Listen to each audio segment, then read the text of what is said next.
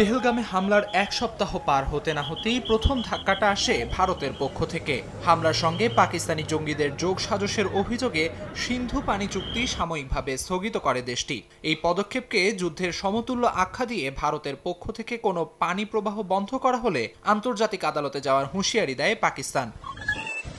তবে কোনো পাত্তা না দিয়ে সিন্ধুর উজানে একযোগে ৬টি নতুন জলবিদ্যুৎ প্রকল্পে কাজ শুরু করে ভারত। চুক্তি স্থগিত হওয়ায় পাকিস্তানকে আগাম নোটিশ না দিয়েই বাঁধ নির্মাণের পদক্ষেপ নেয় ভারত। কিরথাই, সাওয়ালকোট, পাকালদুল একে একে সব প্রকল্পে কাজ শুরু হতে থাকে। লক্ষ্যমাত্রা ১০,০০০ মেগাওয়াট বিদ্যুৎ উৎপাদন।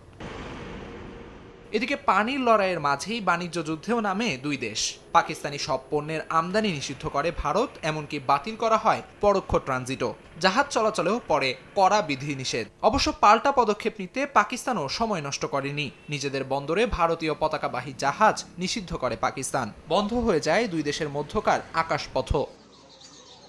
আরও কঠোর পদক্ষেপ নেয় ভারত। আন্তর্জাতিক মুদ্রা তহবিল IMF-কে পাকিস্তানের ঋণ বিতরণ পর্যালোচনার অনুরোধ করে দেশটি। আর ঠিক তখনই ইটের জবাবে পাটকেল ছোঁড়ে পাকিস্তান। আবদালি ওয়েপন সিস্টেম নামের ব্যালিস্টিক ক্ষেপণাস্ত্র উৎক্ষেপণ পরীক্ষা চালায়। ইসলামাবাদের দাবি এটি সিন্ধু মহড়ার অংশ।